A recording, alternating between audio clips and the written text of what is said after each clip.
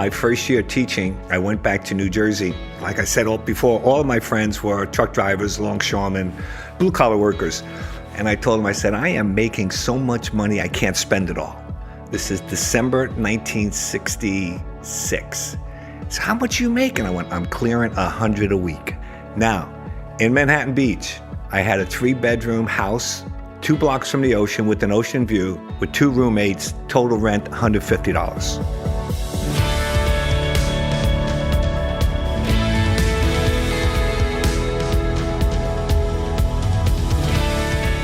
Welcome to Dig's Influencer Podcast, the Titans of Real Estate. The show that provides direct access to the real estate industry's top movers and shakers as they share invaluable insight on how to best navigate and succeed in any market.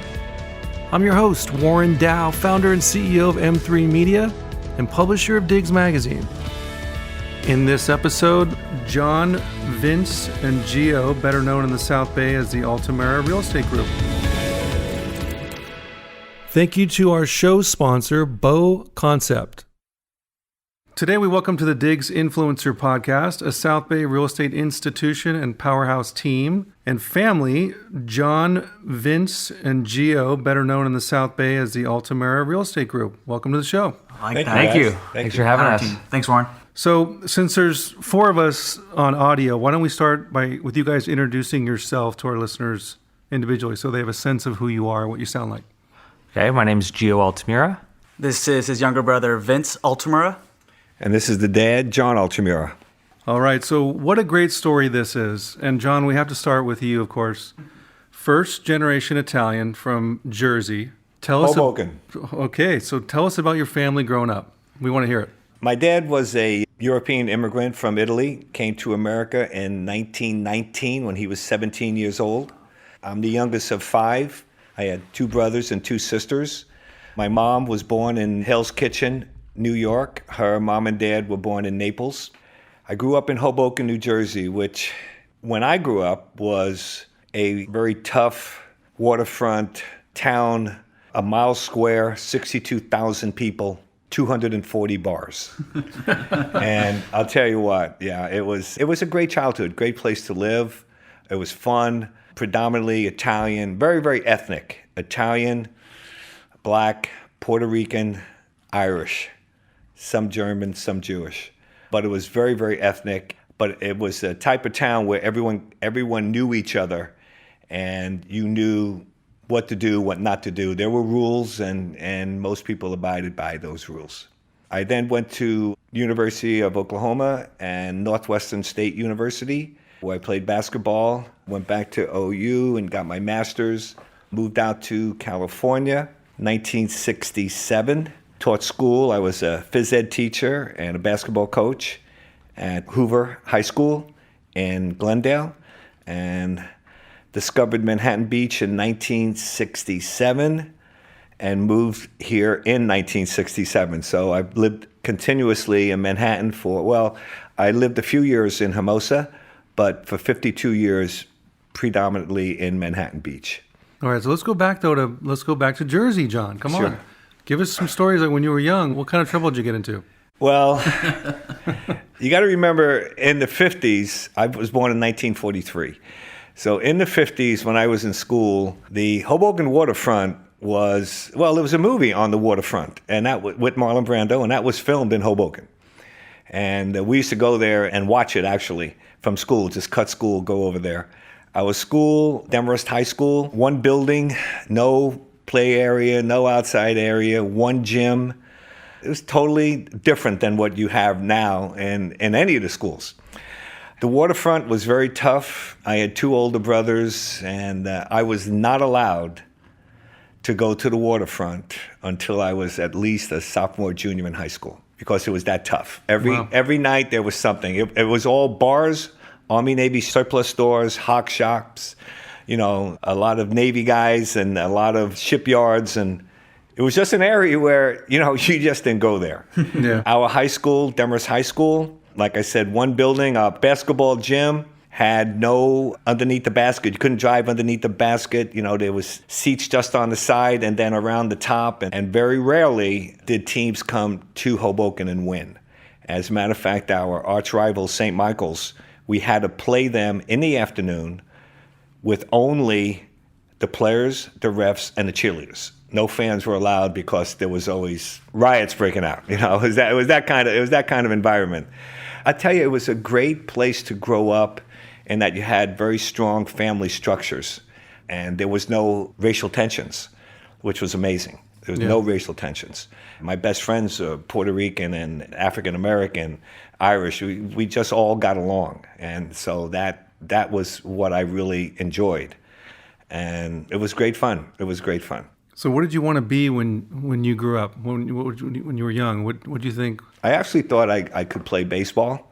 I loved baseball, New York Giants fan. Then I thought that once I got to college and I realized, wow, I just wasn't big enough. Then I thought, I'd love to stay in Oklahoma. I really loved Oklahoma. It was such a different change of pace from New Jersey. Totally different. People were friendly just to be friendly. You just things you don't think about and see about.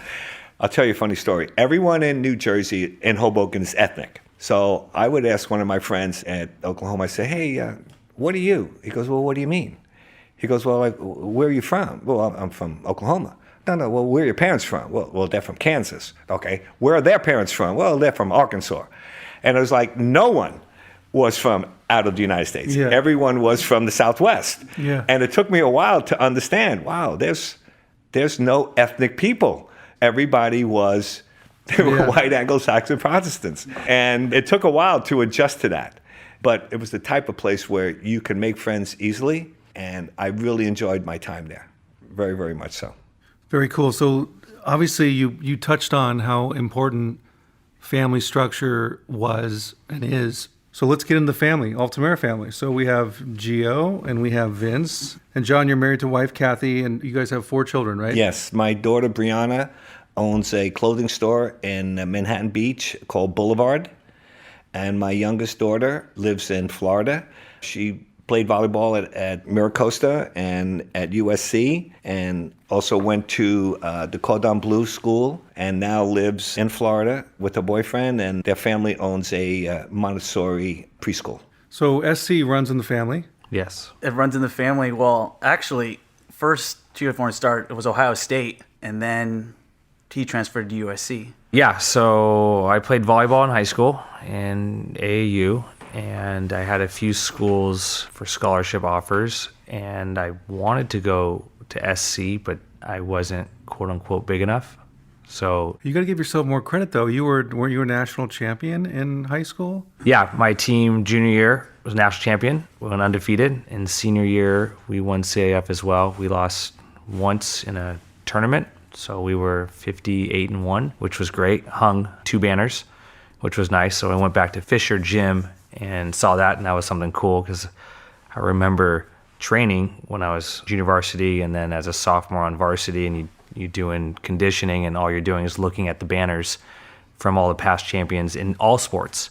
And the goal was to always have your name up there. You always want to leave a lasting legacy. So I was fortunate enough to have some good guys around myself, and so we took advantage of that and won. And as my brother said, I had some scholarship opportunities, and having my dad go to a school like Oklahoma that had a predominant football team, I kind of thought that would be something fun to do, and Ohio State was an option, and they had a good football team, obviously. I went out there my freshman year, and I ended up having knee surgery, meniscus, and I redshirted. And so I was doing rehab the whole time. But the football team won the national championship, which was kind of interesting. I, as a freshman, hosted a recruit on the 45-yard line against Michigan, which fifth-year seniors had not done. So somehow I did something right, was able to get that ticket. And then the coach at SC was canned the spring of my freshman year, and an opportunity opened up, and I wanted to go back to SC. I kind of got a little homesick. I wasn't practicing, things like that, just a perfect storm. But what was nice is that I got to spend a year on my own outside of Manhattan Beach, fending for myself, meeting new people, learning about myself as a 19-year-old growing up. When I came back, I really appreciated where I'm from. I know a lot of people here don't leave, and you kind of get wrapped in this quote-unquote bubble effect. I still get called sometimes that I don't leave the bubble of Manhattan Beach. But I was able to do that at an earlier age with some influence that made me appreciate it more. And so then I transferred back, went to SC, and played 4 years there as captain for 2 of them, and really enjoyed my time there. And then after college, moved back to Manhattan Beach and started working with my dad in 2007, and it's been great since We'll then. get into that. So, and Vince, you also played Yeah. SC volleyball too, right? I did, and what was funny about USC, it wasn't our family roots until Gio went there, and if Gio stuck at Ohio State, that probably might have influenced me to go to Ohio State, but him going to USC, I was able to go to his matches. It was, only a 35-minute drive from Manhattan Beach, so I was able to see how much fun he had at the school, the great people he met, the great connections he made afterwards, so that kind of influenced me and my sister to go there as well. Yeah, so I was recruited USC. I played for their head coach my senior year of high school. He has a club team. And so I went there, played volleyball there. My freshman year roommate actually was on the 2016 men's Olympic volleyball team. And so, he was 6'9", and I'm only 5'10", so that was pretty funny. But yeah, great time there. Let me interject here. My kids, they don't really talk that much about themselves. So Vince, first of all, was a high school first team All-American, and his club team won 2 national championships. My son Gio was a 2-time All-CIF first team, as Vince also was a All-CIF. In club volleyball, you usually play your grade, which is 10th grade, 11th grade, and 12th grade. Gio is only one of 2 players ever to make the 18-year-old all-tournament, all-American team. And as a 17-year-old playing in an 18 division, he was the MVP of the entire tournament. So very, very, very, very proud of my kids. Proud dad. Yeah, I am a proud dad. It was a lot of fun for me. And I know they don't like talking about that. So they know how proud I am of them. And it was great fun watching their matches and watching them play. And I think it really helped their character and helped their growth. Well, yeah, you were very supportive for us. You were always there supporting us. And my 8th grade year, 1998, I played down in Huntington. That was the best coaching opportunity for me to grow. I started playing volleyball in 6th grade, so I was 2 years in. We were 14s. We ended up winning the national championship. But the dedication that my dad had, as my brother was alluding to, the 405 freeway did not have a carpool lane. And we had practice Tuesday, Thursday, and Sunday. And our practice, of course, I was the only kid from the South Bay. Everyone else was from Orange County or Los Alamitos or down in that area. And he would drive me every time, didn't have my license. And there was times where it took us an hour and a half to drive 20 miles. And he never once said he couldn't do it because of work or he wasn't feeling well or whatever excuse it was. I was always there. I think I took it for granted because I didn't understand at that time of how special that was. And now that I just got married and look forward to having family, I hope to be able to do that for my kids, like how you did it for all of us. That was great. That's awesome. So did you guys know during, after SC, you were going to go into real estate? When did that occur to you? Yeah, okay, so way before that. When I was 7th grade, 8th grade, my dad would take me to school. We'd go to Manhattan Bread and Bagel, get a bagel before he'd drop us off in middle school, the old middle school, Manhattan Beach Intermediate. Now it's MBMS. And I would kind of wonder what he did because I never saw him. I saw him in the morning, and then I had school and practices for whatever sport it was, and then I'd see him for dinner, then I'd have homework, and I'd be in bed. And so it wasn't until I think my sophomore year in high school that I kind of thought, well, God, I'd love to work in an area that I grew up in and that I didn't have to commute.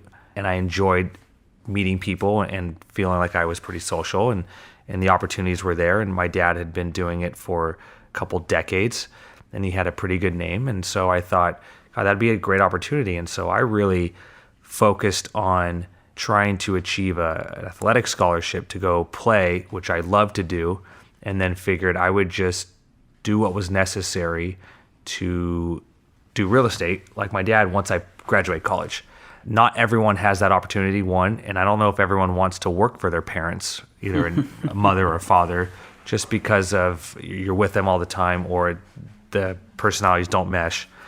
But for me, yeah, sophomore year, I'd say. So 2000 is when I kind of thought, yeah, that sounds like a lot of fun. I would totally do that. And Vince, I know you actually went to New York for a bit. I did. I flew the coop.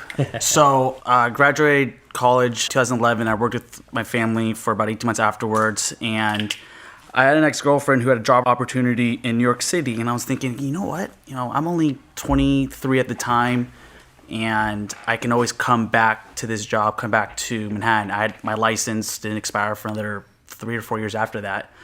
So I had time. So, let me take this opportunity to go to New York City. An amazing experience, probably one of the best decisions I've ever made to learn more about myself, to grow up outside of the area. Luckily, I had family that was in New Jersey. I was only 30 minutes away. But in New York, I worked on Wall Street. I was a stock trader for an equity proprietary trading firm. And so I was a day trader, swing trader for that. That was pretty amazing. I mean, very stressful, but learned a lot about the stock market, a lot about, trader psychology. And what I took away from that the most was just risk reward, really understanding what that means and how to balance it. Cool. Good stuff. So let's go back to John's start in real estate. But before, what was your first job? My first job was I was a teacher, basketball coach and phys ed teacher in Glendale. And then once I moved to Manhattan Beach, I realized I'm not driving to Glendale. I wound up getting a job at Culver City. What I really loved about it was that Culver City is a junior high, senior high, all in one physical plant. And so I taught in the junior high, which I really liked, because junior high kids are fun. You can play basketball, baseball, you can play everything with them, where in high school, the guys are too cool for PE, and then they're just the way it is. But being the varsity basketball coach, I got my feelings of working with older kids. And so I coached there for 7 years. And in 1969, you can only make so much money as a teacher. And actually, I always joke with people, and my first year teaching, I went back to New Jersey. Like I said before, all of my friends were truck drivers, longshoremen, blue-collar workers. And I told them, I said, I am making so much money, I can't spend it all. This is December 1966. So how much you making? I went, I'm clearing $100 a week. Now, in Manhattan Beach, I had a 3-bedroom house, 2 blocks from the ocean with an ocean view, with 2 roommates, total rent $150. The Buccaneer, the #1 bar in the whole area, Tuesday and Friday, T-bone steak dinner, baked potato, salad, $1.95. Those were the days. Yeah, what? It gets even better. Back to those days. So I was dating one of the waitresses on Tuesday and every night after 4 o'clock, 4:30, something like that. There was happy hour. Cocktails, 50 cents. Draft beer, 20. So like on a Friday, I'd have a steak dinner, and I tell the waitress, my girlfriend, I said, listen, at 6:45, just bring me 5 drinks. Whatever I'm drinking, just bring me 5 drinks. So I can eat and drink and party and have fun for the whole night for $7. For $7. Where was the Buccaneer? What? It's now the Bruco. Okay, it was right there. Okay. The Bruco. And the Buccaneer was the place. And there was actually a magazine called West, and I don't want to go into that. That's something I don't think I want to. I don't want to tell you what it said in the magazine. But anyhow, and so I opened up this pizza place called Zeppi's, a little place in Manhattan Beach. It's still there now. It's a Manhattan Pizzeria. And I was making sandwiches, and I was introduced to a fellow from Pennsylvania, Perry Dynasty, and he had this great pizza recipe. And so he started helping me make the pizza there. And you could get, when we first opened, 2 slices of pepperoni pizza and a Coke for 50 cents total. And I made a profit, and it was unbelievable.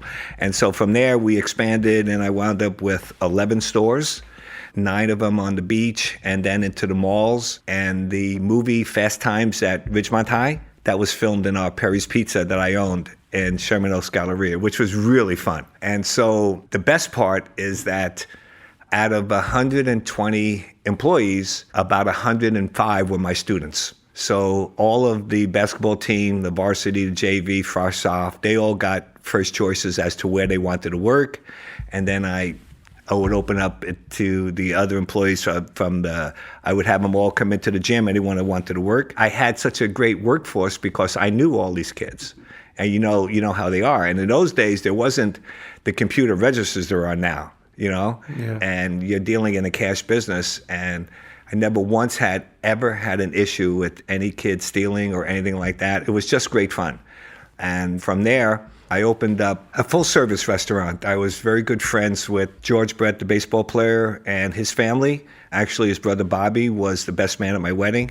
And we opened up a sports bar called C.J. Brett's. C was Chuck Lehman, J, obviously me, John Altamura, and then the 4 Brett brothers, John, Ken, Bobby, and George, and their dad, Jack, and a local builder named Andy Anastasi, who was at the time the biggest builder in town, and John was in construction, worked with Andy. And we opened this place, C.J. Brett's, and it was absolutely phenomenal. We were actually written up in Cosmo as the place to go to meet guys. And every single sporting event, we had at least 2 or 3 of all of the networks, CBS, NBC, ABC, that would come and film our place. And the fact that George was in his heyday at the time and the Royals won the World Championship, it was just a great, fun place. I mean, we held 240 people. We had all of the fights, Marvin Hagler fights, and all of the big-time fights were there. And it was just fun. It was just a great place. A lot of people still remember that place. I wish we had a sports bar like that. Where was it? It's right now, it's Round Table Pizza. Oh, right there. Okay. And we were there from 1985 to 1992. And then I decided I wanted to get my real estate license. Restaurant business is really hard.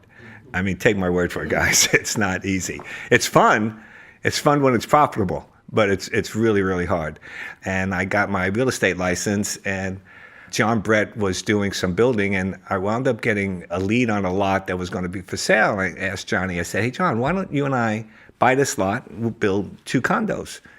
And we did that, and we made like $25,000 each. This was in 1988, and I went, wow, how great is that? And so I called Paul Hennessy, who's a very good friend of mine, and I said, Paul, I'm going to give you a great opportunity. I'm going to get out of the restaurant business. Why don't you come in? Chuck was leaving, and we called it PJ Brett's, Paul Hennessy, John, and the Bretts, and Paul ran it, and it was very successful a number of years. And then it got to the point where it was too much for everybody, so we decided to sell it. And then I got full-time into real estate. I started out at Northwest Realty. I was very fortunate that I was able to put together a very big deal on Torrance Boulevard in Prospect, where we were building a trailer park. A friend of mine told me it was going to come up for sale, and I contacted the owner, and I discussed it with him. But I needed a bigger company. And so I wound up going to South Bay Brokers because they had a lot of good insurance programs that they included when you were a realtor there. And so we did an 87-unit condo project that was absolutely unbelievable. And this was in 1989, and the market was really strong. So I was at South Bay Brokers for about 27 years, somewhere around there. Every year, I think, other than one, I was either first, second, or third top producer at the office. And I loved that office. Great people, a lot of fun, good structure, very, very good structure, good training programs. Jack Gillespie, Jim Van Zanten ran a wonderful office. I mean, it was like a family. It really was. It was like a family, and they were very, very supportive of the agents and worked to do that. And then afterwards, I asked my daughter if I could take a little part of her clothing business that she started to have the boys and I use as a real estate office, and she agreed. We moved there. It's been how many years, guys? 6? No, since 2010. 2010. Wow, it has been that long. I didn't realize it was that long. Time. Yeah. That's right. Yeah. And I decided, I didn't want to have a company. I wanted to just do it with my family. And my nephew, Tony Altamura, has a property management company.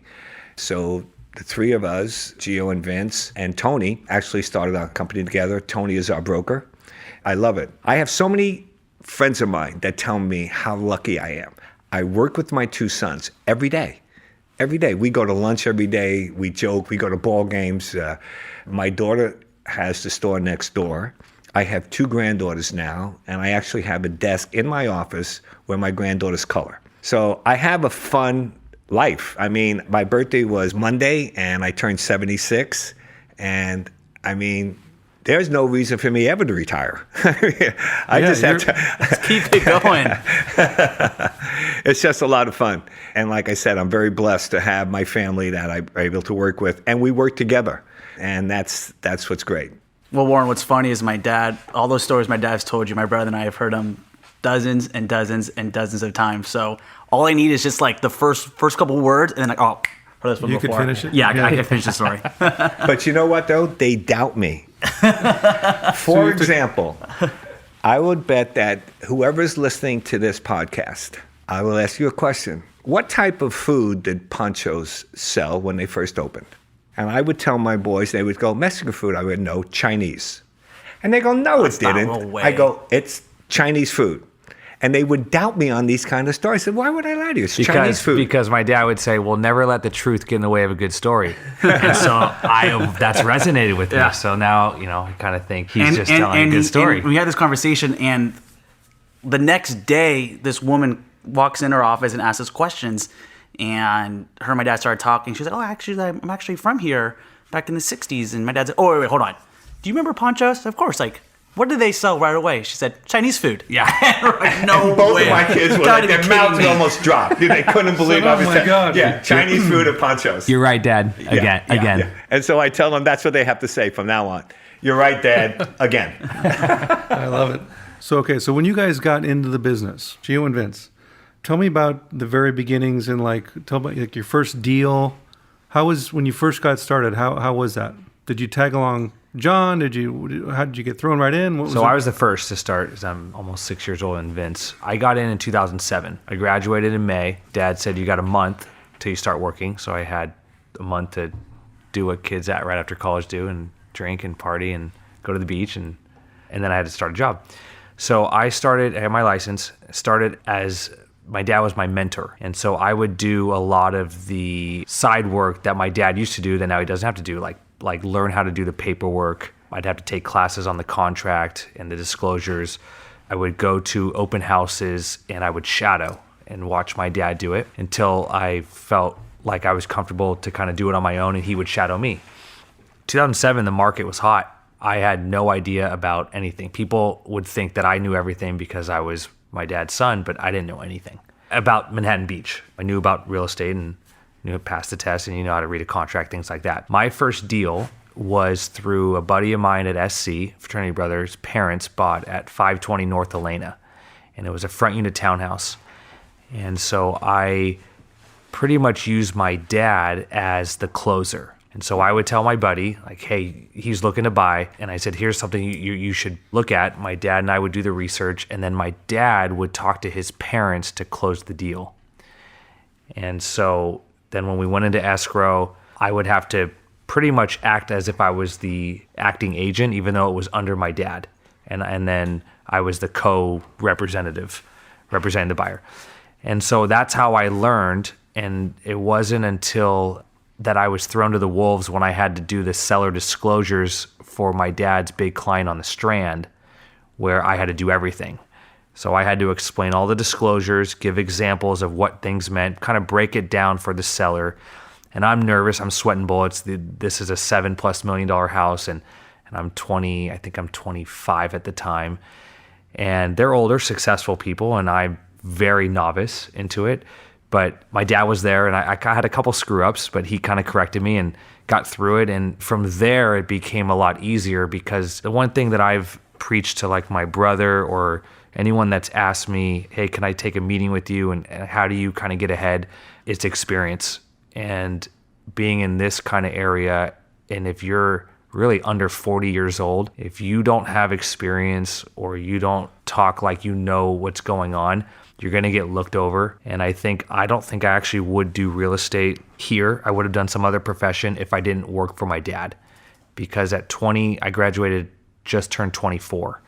There was no way anyone was going to spend a couple $1,000,000 and have me represent them with zero experience. And what my dad hadn't mentioned is he didn't start real estate until he was 40. And he had 3 or 4 different professions, had built up his clientele, and it was a lot easier for an adult to talk to an adult. And I wasn't an adult at 24. I was a kid right out of college, with no experience. And so my job when I was 5 or 6 years in is to teach Vince the ropes and kind of have him shadow me. And then I basically did what my dad did to me to him until he felt comfortable. And now all three of us can handle any transaction by ourselves, which I think is obviously a testament to my dad to kind of show us this is the right way to do it when you are dealing with adults in the real world and you're dealing with high profile people who they're not CEOs, they're successful businessmen and women, and they expect the same kind of treatment that they give out when you're trying to sell an asset like a property or give advice. Or there was things my dad would tell me, like, if you don't know, you tell him you don't know. You can't lie. It's too small of a town. You get caught one lie, it'll screw you up. Secondly, know the market, understand that what you're saying, believe in what you're saying, but understand what you're saying. So there are hard facts, and then there is a lot of subjective information based off of the information you're seeing. And that was something that I think that I've told everyone that is wanted to get into real estate, whether it's my friends or younger colleagues. I would literally preach them the exact same thing that my dad preached to me, and it seemed to work. It can never get you in trouble, because I think it's pretty common knowledge that people can understand if you know what you're talking about versus if you feel like you're just throwing information out there and there's really no assurance of what you're saying.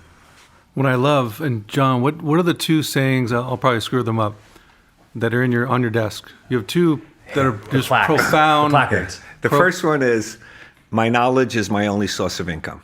And I really believe that, in a business where you're a salesperson, no matter what business is, selling cars, selling houses, selling arms, doesn't make any difference.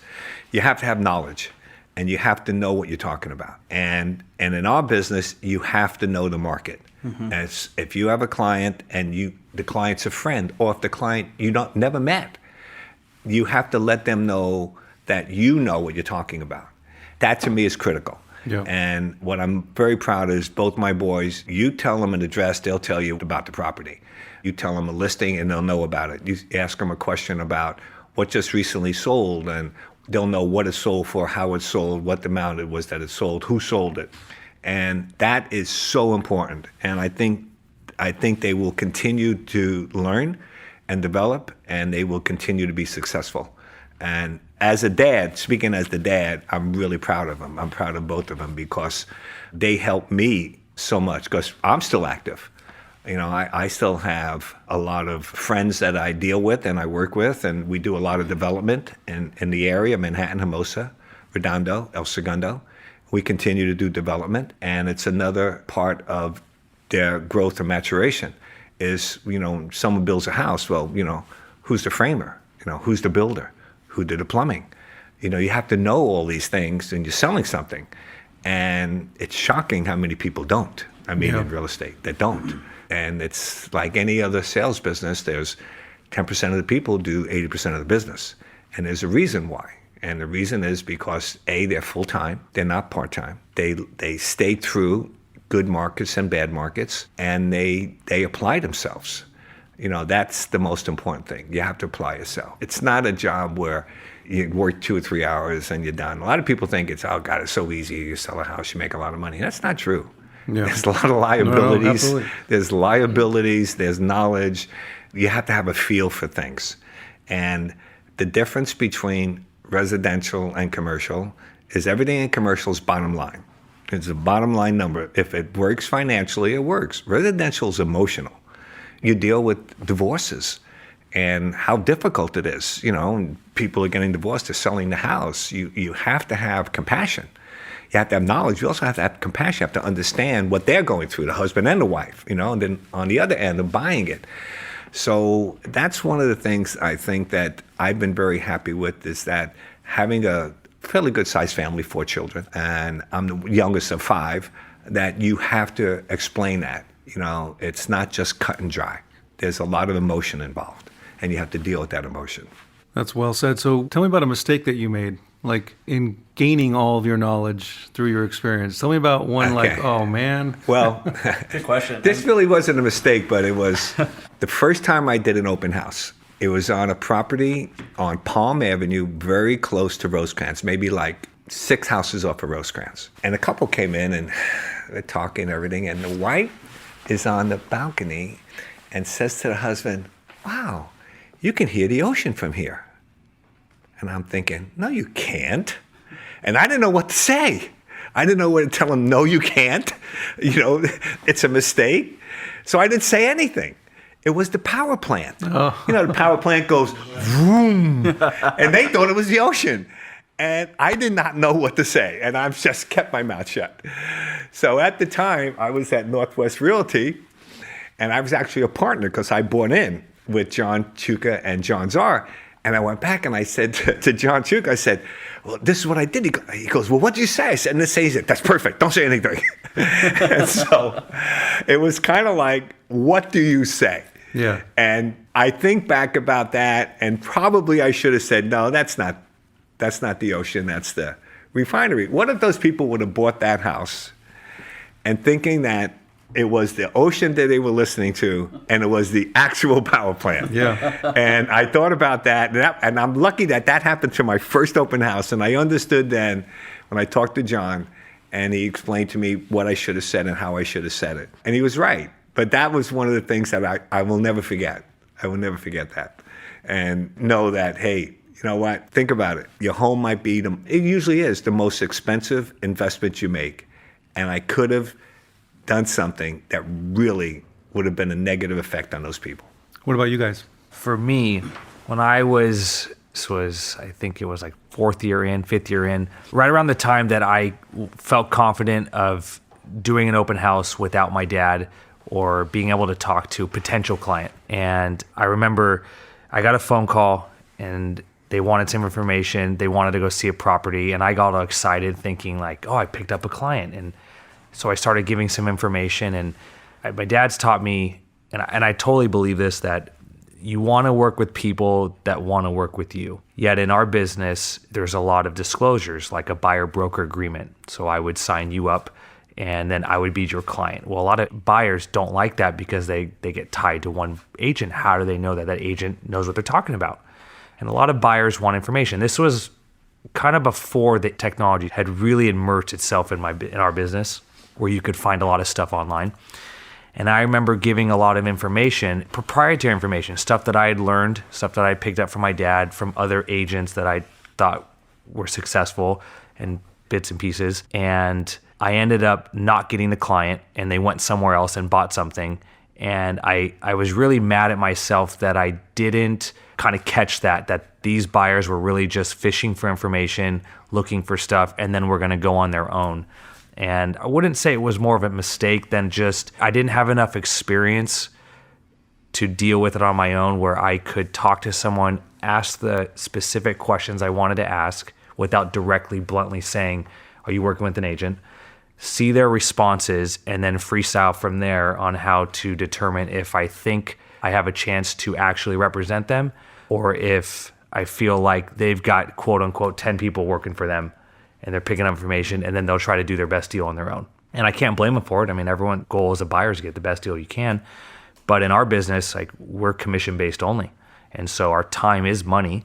And so I would say that it's not really a mistake, but a real learning lesson based off the experience I didn't have, that I feel like now I'm a lot more well-versed into it. Looking for a personal stylist for your home? Check out Beau Concept. One of their design consultants can help you make the most out of your space. No request is too big or small for living, dining, sleeping, home office, and outdoor spaces. And check out their Southern California showrooms in Orange County and Costa Mesa, and also in Los Angeles and La Brea. For more information, visit Beau Concept at beauconcept.com. Email info@beauconcept.la. For me, one mistake I made when I first started right out of college, I was doing open houses with my dad in 2011.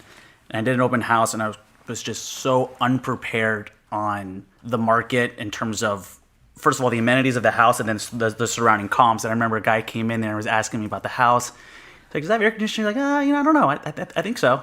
And how much square feet is it? I don't know. I think it's like 2,000. I found it was like 3,500.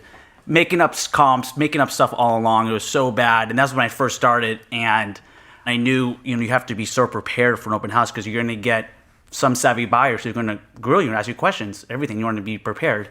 And follow up with that a couple years later, when I became more seasoned, more confident, and more knowledgeable. I ended up picking up a client at an open house because he asked me about his property. Hey, what do you think I have a house in Manhattan. What do you think it's worth? Like, well, give me the address. And he gave me the address, and I said, well, I know that these 3-4 homes sold all around it. I know that you're going to get hit because of this location, because of this perception, all this other stuff. And that kind of really impressed him. So I ended up getting a listing appointment at his house and ended up selling it.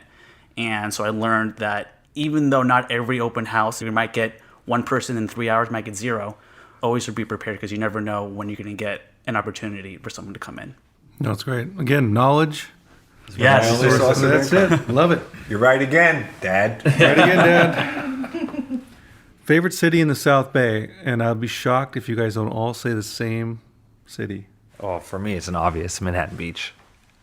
Really? No, just joking. Manhattan Beach. Manhattan Beach. Manhattan Beach. Okay, I knew that. I've only lived. Gio's only lived in Manhattan Beach, so Right. yeah. Yeah. So if this was a travel channel, like tell the audience why this place is so unique and special. According to you guys live here, work here. Yeah, I think Raised here. I think it's unique because it's very hidden. Most people don't know about Manhattan Beach at all. Very clean city. It's a city where you can walk down the street and random people will just say, "Hey, how's it going? Hey, how you doing?" Just waving hi. Great beaches, very clean, great restaurants, and a community that takes pride in itself. You know, there's no graffiti anywhere, and if there is, it's cleaned up within the next couple days. Not a lot of trash anywhere. Not a lot of homeless people living here, and so I think the city does a really good job of maintaining the overall cleanliness of the city. What's the most overvalued neighborhood in Manhattan Beach right now? The Strand. Yeah. Strand? Strand. Yeah, the Strand is definitely such a unique Animal. It's it's like sitting on a floor seat at a Laker game. Okay? Yeah, it's a it great- really is. It's like sitting on a floor seat where you see things and you hear things that you don't think happen. And having lived on the Strand in Hermosa and in Manhattan, you better get a lot of beer because you're going to get friends you never knew you had. That's number one. Number two, you got to get used to people looking in your house. Yeah. I mean, literally, It's a fishbowl. Yeah. it's a Stopping fishbowl. in, putting their eyes in. Yeah, they look at they want to look Taking and they want to photos. see, who lives there, and they just want to see what it is. And the cost to live on the Strand, you think about one house behind it. The other Strand's 100 feet. Most of the lots are 100 feet deep. Some are 105. So you go from the Strand to Ocean, and the difference in cost is Like 40%. astronomical. Yeah. Just one house back. Yeah, yeah. Exactly. You could have great views. You could have ocean views. You could look right down the sidewalk if you're on a corner. You're lucky to be on a corner. And it's a big difference. And the Strand is always a place where people strive to go to. It's amazing how many people that live in the beach area stay in the beach area. Like, for example, I've lived on the Strand. When I had children, I moved off the Strand, moved to East Manhattan to the private road. And then I wanted to move back, and we lived on a walk street, had 2 kids, and then we had the twins. And I think, it's hard to raise 4 kids in a vertical house. Moved to the hills, to tree section, then built another house in the tree section, then built a house and lived in the hill section. So I've literally lived in every single area of the beach. And that's not unusual. A lot of people who live in Manhattan have lived in different areas. You're single, you're going to live down in the sand section. Yeah. You get married, you may still stay there with 1 kid, but then when you have a couple kids, you want a yard. Well, patios are great. The walk streets are fabulous, but they're very, very expensive. Okay, so you move to maybe the tree section. East Manhattan. Or East Manhattan. East Manhattan is like, when we first moved here, I had friends that started he actually had T-shirts made. There is no life east of Manhattan. And that was a big deal. There was no life east of Manhattan. East It was of Sepulveda Sepulveda. ended. And now East Manhattan is huge. I mean, there's Yeah. so many beautiful big homes there, and you get big lots. Yeah. And then when you have children, you want to have a yard, but then you want to have access to the beach. You can walk down or drive down or ride your bicycles. Then after you are an empty nester, you move back to the beach. When I started in development and we were building townhomes, we built a lot of townhomes in Manhattan, mostly on Highland, Manhattan Avenue. And one of the things I picked up really early, put elevators in, because we were getting a lot of people from PV. adults, elderly. Elderly, what is elderly now? I mean, Yeah. you don't know what elderly is anymore. However, people that had big lots in PB with pools and yards and everything else, all they wanted was mobility. They wanted houses where, A, you had an elevator, didn't have to worry about it. They had their legs or hips or anything, or parents, elderly parents, and they could walk to town or walk to the beach. Yeah. And that became a big, big deal where you say, okay, fine, if you're building a 3-story house, hopefully you have an elevator, if you can. It's harder on a 30 by 90 to put elevators in. On a 33 by 105, which are east-west. The north-south 30 by 90, it's hard to put an elevator because you only can build 1,900 square feet. But in the east-west, you can build 24 to 3,000 square feet. So it's easier to put the elevator in. And to me, that was a big deal. Here's a question. How many realtors are there per square foot in Manhattan Beach? One for every other person. Man, woman, and child. So Wait, do you have the set on that? no. Oh, But It's gotta be like 10,000 people. what the lead into that is, there's a lot, obviously. It's probably the most competitive, hyper competitive, area Yes. in the South Bay in terms, because everyone wants to sell because of prices and everything else. So is the competition, is it getting more cutthroat? How do you guys see it? Yes, I think I was just telling a client of my dad's, we went to lunch last weekend, and I said, for our business, every season is hard, if it's a good market or bad market. And he's like, well, what do you mean? And I said, okay, well, so a down market, there's not as much business, right? And people aren't buying and selling. There's not a lot of confidence. Okay, that makes sense. Well, in a good market, same thing. He goes, what do you mean? And I said, well, your clients now think, well, real estate's easy and I can make a lot of money. So they get their license. Now they're not your client. Or friends of friends now have their license. And so you've lost out business. So now you're not only competing with that, but you're competing with buyers who right now, with the lack of supply, are doing what they have to do to find the right property. And so it's making it harder for us agents, even in a great market, to sustain. There's a lot of agents that will do 1 or 2 deals and you're like, okay, that's great. There's only a few agents that consistently do a ton of deals in any market, in any season. I will say a lot of that is luck.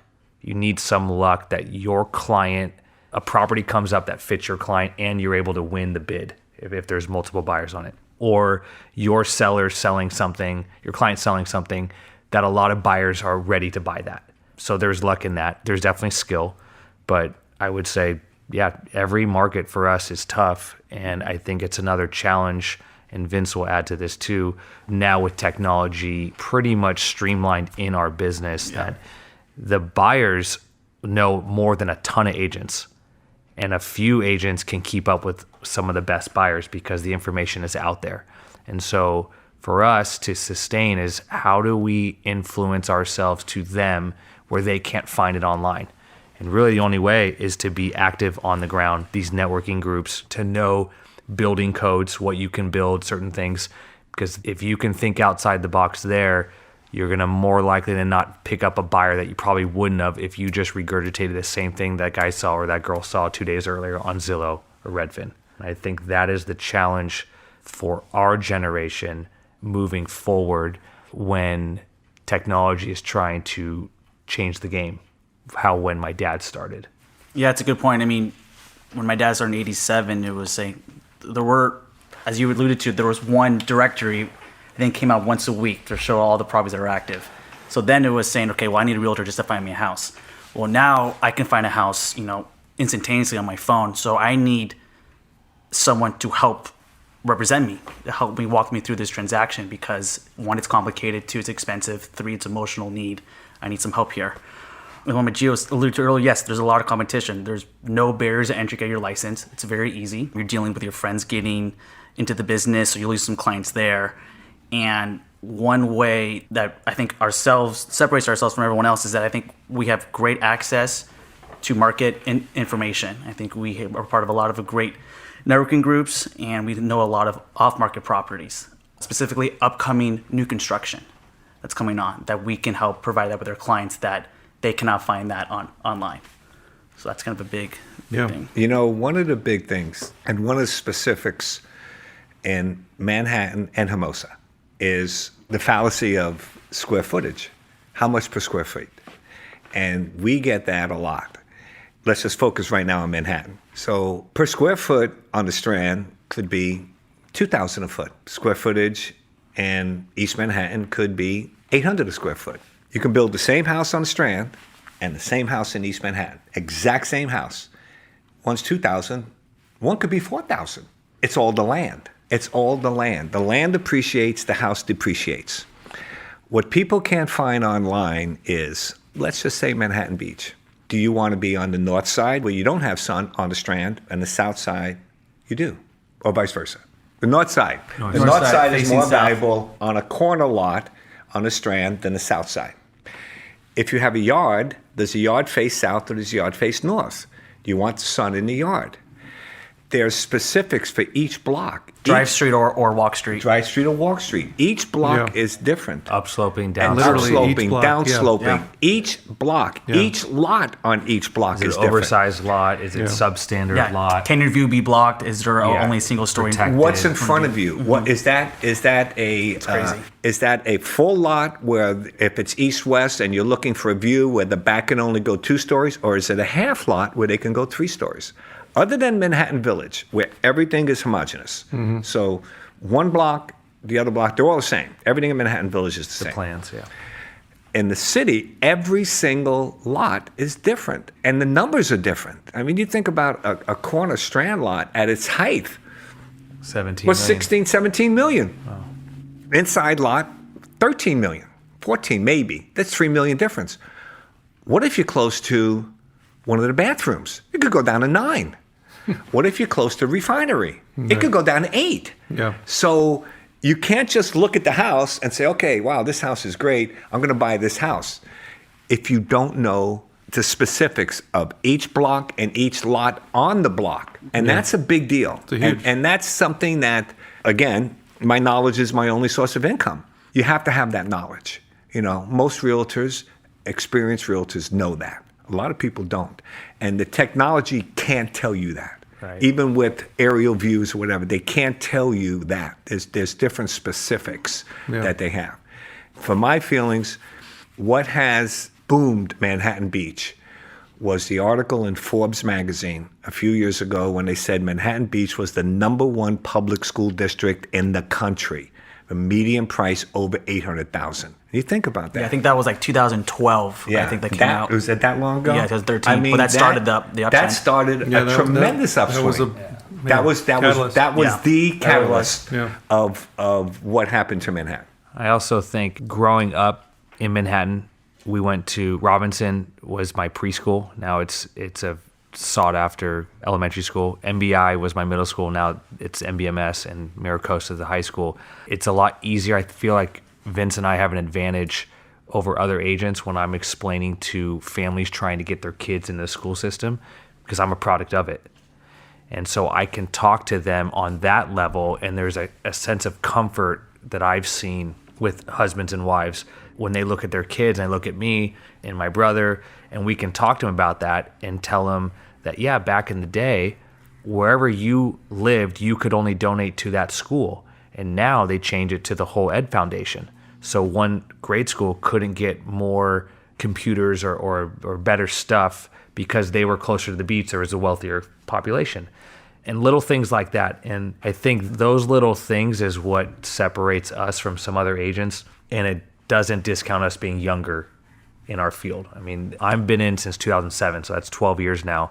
I still feel like I'm scratching the surface on knowing the ins and outs of real estate, the ins and outs of the town. I feel like there's always room for improvement. It's probably a reason why I'll never get out of real estate. I feel like if at 12 years, I knew everything, it'd get boring and there'd be no challenge, and I'd feel like maybe I'd want to do something else and this be a side gig. But I will say, as my dad mentioned, to sustain success as a real estate agent or broker in Manhattan or Hermosa, you can't take breaks. The market moves so quick. The buyers are moving super quick. Like, you take a week off, you go on vacation for a couple weeks, you could literally miss out and not see or be on the ground for a couple comps. And the buyers are like, well, yeah, what about this one? And you don't know about it. And then you don't look like the superior that they're looking for. Yeah, I want to add right to that. It was a perfect example is when I first started, we would go on vacation. Let's say we missed 4 days. oh, I'll just check the MLS, see what happened. Oh, interesting, that sold. Oh, that came out interesting. And the last couple of years, it's not the same as rather than still being actually in the city, seeing the sales, meaning you're going to the brokers opens, the public opens to see the actual homes. You're talking to other agents, hearing about the story behind each deal that's unique. And you have to kind of be here to still be in the market. Even though you might see what's happening online, it's still, you don't really feel, you still don't know that the same about it. And so when Gio alluded to earlier, and that's kind of the main thing that helps us, like you have to know every deal, you have to know the story behind every deal as well. Let's talk about pricing, because basically since 2013, Manhattan Beach is up at least 50% in pricing. Wow. Since Wow. 2013. And now the South Bay has finally hit the $20 million mark in PV a couple times. The hill section hit it Yeah, on the double lot. on Pacific. So now so what's changed, and this is what I want, and I want to hear some of the older stories on pricing, but like, it seems to me that the amount of wealth that has moved into this community is a different kind of wealth, and it's changed things. For better or worse, it seems like, back in the day when you could get a house on the Strand for how much? $50,000, which is insane to think, right? Mm-hmm. What's the cheapest lot on the Strand? A teardown. What would the cheapest lot be? Would be $3 million? Like 5-6 Yeah, million something in South now. Hermosa. Yeah, South Hermosa. In Hermosa, in Manhattan, the cheapest lot's been Is $9 million. Well, El Porto. Well, other than El Kind of Porto. Porto, Other than El 5.5. Porto. So 6. if you bought $50,000 worth of Microsoft back then, would it be worth, Yeah. What was better trade out? 50,000 of Microsoft in the 70s. if you built it, versus you know what I Strand mean? in the 70s. Yeah. Right. Yeah. It'd be That's a good interesting. question. It would be real interesting. The answer is First thing what I want to mention, I want to talk about, you mentioned something about the people moving into town with a lot of money. And my wife continues to tell me that even though I've lived here for 52 years, I'm not a native. So what I do want to say is a lot of people moving into town with money are really great people. And sometimes a lot of older people or longtime residents resent that. And I don't think they should. For example, we have a client that is a legitimate billionaire. He's a great guy. He's a great guy. He's generous. He's fun.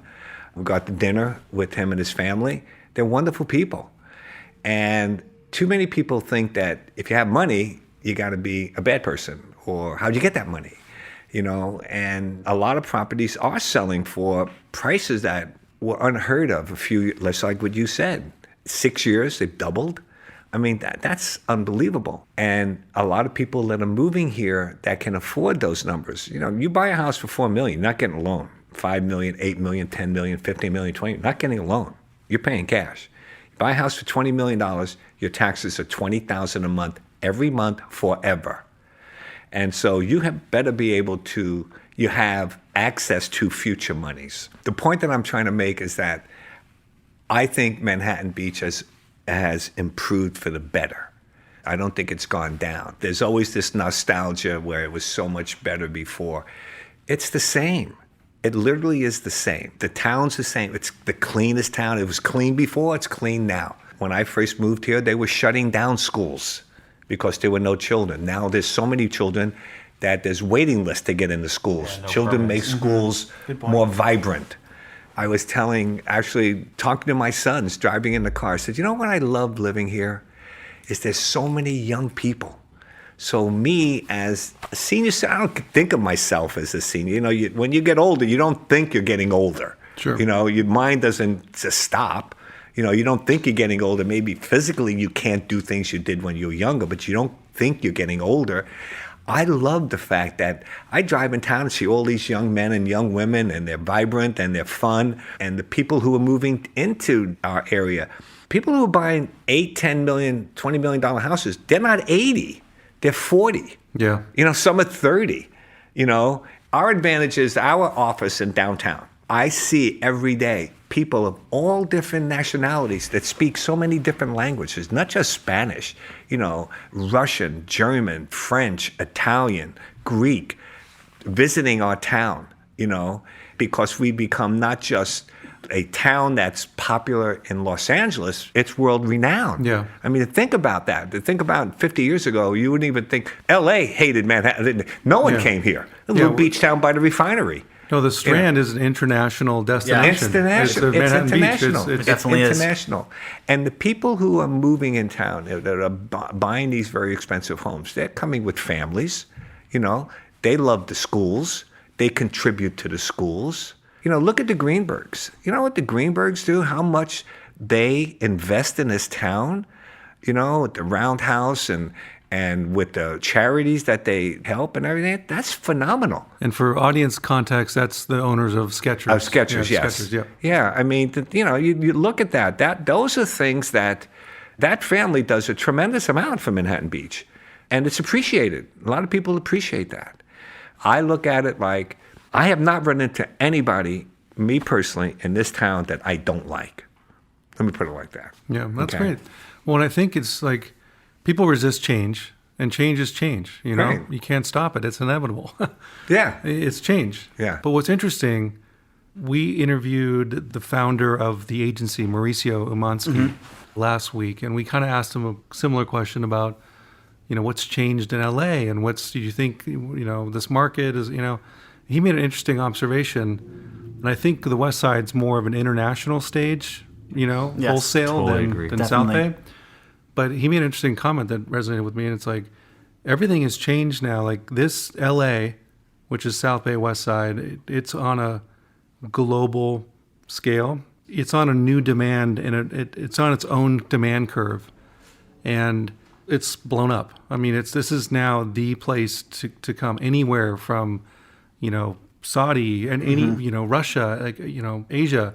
The money wants to come to these communities, and it'll continue. So I think, you know, you look at comps, you look at this, you look at that. It's like, it's almost like it goes back to knowledge because you can't compute these numbers in an Excel spreadsheet because people are going to pay what they perceive the value is. And that's not based on comps. And there's plenty of stories here that, you know, if somebody wants it, they're going to get it. Yes. When we go for listing appointments, we got sellers that ask us, how are you marketing internationally? And I said, well, to be honest, the guy that's going to, or girl's going to sell your house is from here. Well, what do you mean? Well, normally we don't have the privacy or the land to compete with areas that you had just mentioned up in West Side, Hollywood Hills, Beverly Hills, Brentwood, Bel Air, the Flats. And so when we're getting new money coming in here, it's mainly for the school system, that they're in some sort of sector of finance. They're on odd hours of traffic. So going up to Century City, they're going earlier than the normal traffic flow and coming back earlier than the normal traffic flow. But their children go to school and their classmates, they all live in the same town, and the wives hang out or the husbands hang out. And we don't get a lot of international buyers coming here for those first two reasons. And so it's unique that you guys had touched on that people are coming here, but the people that are buying is mainly around here, or they're coming from LA. They might come from New York or Chicago or Florida, Arizona to escape weather. And this is something that they can get a job transfer, but we're not seeing the kind of international buyer per se as compared to what you mentioned. It's them coming to just enjoy town. One thing I want to add that I see, that I notice, that I think people like Manhattan versus the West Side area in terms of equal wealth is people can go out here and you don't need to get dressed up. You don't need to wear a suit and tie to go out. You can be very casual. You know, people walk around in shorts and sandals that are worth tens of millions of dollars, as opposed you don't see that in Beverly Hills or Bel Air area. And I think that attributes to some of the wealthy that they like to come down here, that they don't need to feel like they need to show off their wealth. They feel like they can just kind of blend in with everyone else. Yeah. That's a big deal. Yeah. I think that's a really big deal. And, you know, on your point of international, to expand on what my son Gio said, there is international LA. LA is international. Manhattan Beach, when sellers want to know, well, are you going to market overseas? No. 99.9% of all the houses that sell in Manhattan Beach are from local agents. And it is That's online, Manhattan so anyone around and the world Hermosa can Beach. see Yeah. it. Without a doubt. And They're local agents. Well, and as an owner of a media company, they're sourcing local media. Exactly. They're not looking at, you know, some Asian website or whatever. They're They're like, what's the real estate game in town? Digs. Okay, Yes. let's look in Digs. It's like Yes. the old adage, John, real estate is local. It's local. It's local. 100%. It'll never It's change. And And everything's 100% right. online, so you could be in Europe and see something in Manhattan Beach. You go on any of those realtor-related websites, you can find the same property. Yeah. No, when I was speaking internationally, I was speaking more of a mindset shift. Like, Yeah. that this is now, the sky is the limits in terms of what money could potentially be developed and pour into here. You look at it just downtown LA, commercial, all the big buildings, landmark, commercial being bought up by different groups. But anyway, we hit the market. We good on the market. Manhattan's needs more realtors. We decided. Yeah, I mean, I think we definitely still agree that the market's still strong. Yeah. Builders are still buying lots, which is indicative of a strong market because it's going to take 24 to 30 months for them to build and finish it out. Supply is still low. Yeah. Demand hasn't slowed And down. there's just still a huge demand for new And construction. even if the market tanks, because we're at the end of a cycle, right? We're at 10 years. Okay, so logic's going to tell you, hey, here it comes. My humble opinion is, whatever happens nationwide or east of the 405 is nowhere near, like, if it's 10% correction, in Manhattan Beach terms, that's 3%. You guys agree? yeah. Yeah, we would 100%. say Like- not a correction, but a new normal. So, and maybe you don't see the increase in property year to year from like 2012 to 2015, where people were literally buying and a year later selling and making money, which is crazy. We might see like, okay, you want to buy something in this area, in this type of house, this is what it's going to cost. Right now, that happens, and then the next one comes out, it's a little bit higher and a little bit higher. Eventually, it can't sustain like that, but it might not go all the way down. It might just say, okay, this is the new norm for the Strand. If you want to buy a lot, or in East Manhattan, you want to buy a brand new home, this is what it's going to cost. There might be a shifting of that, and then a kind of a rebalance, and then you might see a little bit more inventory come out, because we've been so low. The whole decade has been slowed supply that has not caught up to the demand. And I don't see it happening this year, and I really don't see it happening even in 2020. I can't predict past that, and anyone that tells you that's lying. But you could say in the now, or at least the short term, you're not going to see just this influx of supply to meet the demand that's out there. So closing thoughts. Let's have some fun to close out the show, shall we?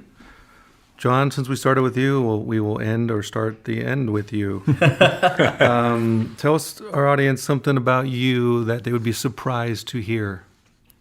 I'm an avid reader. I love suspense, detective, mystery. An old friend of mine, Ken Brett, used to play baseball, and he really got me involved in reading when actually my son was born. I just don't watch TV all the time, and I love to read. I now have close to 1,000 first edition books. I love reading. It's really stimulating. It's enjoyable. Favorite vacation spot? Hawaii. I love Hawaii. Which Yeah. island? The Wahoo. I used to tell all my friends, you know what? Only an idiot buys a timeshare. And so what did I do? I bought a timeshare. It's a different kind of timeshare. It's based on points. And it's with the Hilton Hawaiian Village. And we've been going there for 15 years now? 16, 17? 20 plus.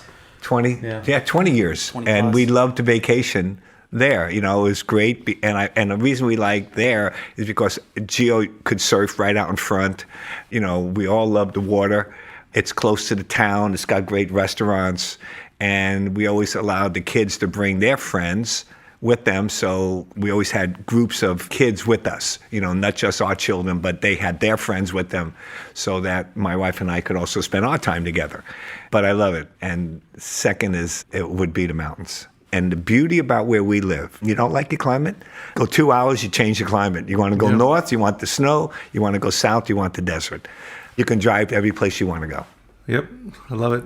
Something unique about me, I guess I'm a huge Game of Thrones fan, which is funny because my dad watches it, but he doesn't know any of the characters. So he's like, Vince, listen, I need you to watch this with me. I don't understand it. So we'll watch it, and every second, wait, who's that guy? Wait, who's that? All right, well, actually, that's, Sir Beric Dondarrion, and he's of the Brotherhood. And he's wait, time out. Spiel. It's like 10 minutes spiel. What did you just say? What does that mean? So let me just interject real quick. I've never seen one episode of Game of Thrones. Oh, you got to start. Which I'm going to now. Now it's official. Like I can go. Yeah. Now I can binge watch Yeah, eight seasons. 8 seasons, seasons. right? Perfect. So don't spoil it. But go ahead. No, it's that's a really good funny show. I would say travel where I would love to go next would be Tokyo, Japan. I think that would be amazing to do. The culture, everything like that. I think that's probably number one on my travel list. Cool. But Gio is going on his honeymoon. He's going to some pretty cool places. You're the avid traveler, Gio. You're always out and about. I have been traveling. Yeah, I've been lucky enough this decade. When I was playing volleyball in college, it was full-time year-round job. So you had, when you got into school, you start training, and then you have your season, and then the summer would come, and everyone's out of school, but you're training again. And so I didn't get the opportunity to travel. And I got into real estate, and I started to make a little bit of money, and my schedule was a little more flexible. I started to travel, went to go visit Vince's twin in Australia. So I got to go to Sydney when she was studying abroad. When Vince lived in New York, I went out to see him in New York. Been to Florida to see his twin Alexa now that's there. But yeah, I've been pretty much around the world. I'm going to Africa in September. Going to go on a safari and then go to the Seychelles. I've been there before. I really like Italy. I know it's kind of cliche, but the best place I like is New York City. I think New York City is the best city in the world. I've really come to enjoy everything outside of Midtown and how you can get into different areas and really find anything you want. Now, difference is I don't live there, so I don't have to endure the weather. And that's one thing that Vince has said, well, yeah, you live out there, you might change your mind. But I guess something about me is I started to pick up golf, going on 6 years now. I went to Riviera Country Club and watched one of the tournaments, and I was like, oh yeah, it's beautiful. Like, I could do this. I was an athlete. Like, it doesn't seem hard. You get out there and the ball doesn't move and you're shanking it and spraying it around, and it becomes really hard. But what I liked about it was that even the best players in the world or have ever played can never conquer the game. And so as an athlete, it's competitive, it's a challenge that every day could be different. And I think something like that keeps me going of wanting to play. But I will say, if you ask me if it's summertime and it's 80 degrees, are you going to the beach or going to the course? I'm going to the beach.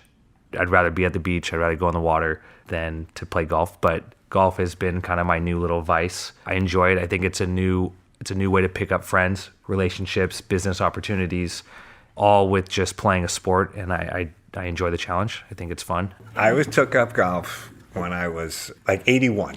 A lot of my friends were golfers, all good golfers. I figured, I could play golf. And I started playing and broke 100. I learned why I shank and why I hook the ball. But it's like Gio said, God, the ball just looks there and it says, hit me. Hit me straight, and you can't do it. And one of my good friends was the director of golf at the Rancho Las Palmas Marriott. So I golfed for free and had free lessons. There you go. In Palm Springs. So one day we're playing, and I hit 7 straight balls in the lake. 7. What the fuck? I threw my club in the lake. Well, that felt good. Threw all my clubs in the lake. Threw my bag in the lake. Took off my shoes. Threw my shoes in the lake. Took off my golf club. Threw my golf gloves. Threw that in the lake. I said, "Fucking, I'm never playing again." Did you throw yourself in the lake? Ever. Yeah. And so it was like It's such a good It was story. like That's I'm done. awesome. Where was I'm that done. course? Do you remember which course It's that was? I don't remember. It's in Probably the Palm desert. Springs. Yeah, one of the courses. I was like, that's my favorite story to tell people. I just got into Bel Air to tell people that. And I'm like, oh, how long you been playing? Like, oh, wow, okay. Did your dad play or your parents? And I said, no.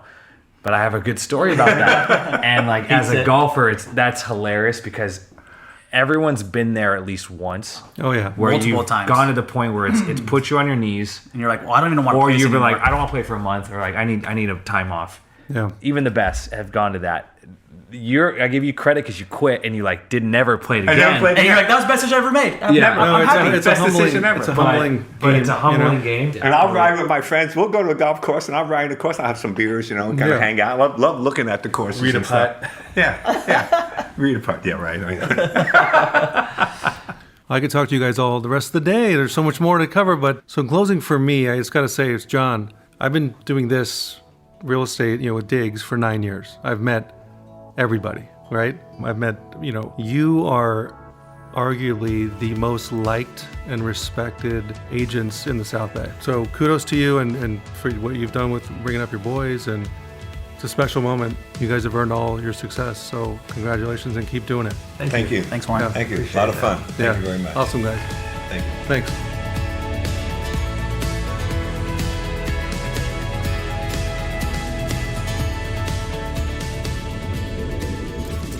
And that wraps up this episode. Thank you for tuning in, and we hope you found some value. Please share, subscribe, and leave a review. Find us on iTunes and your favorite podcast provider. Until next time.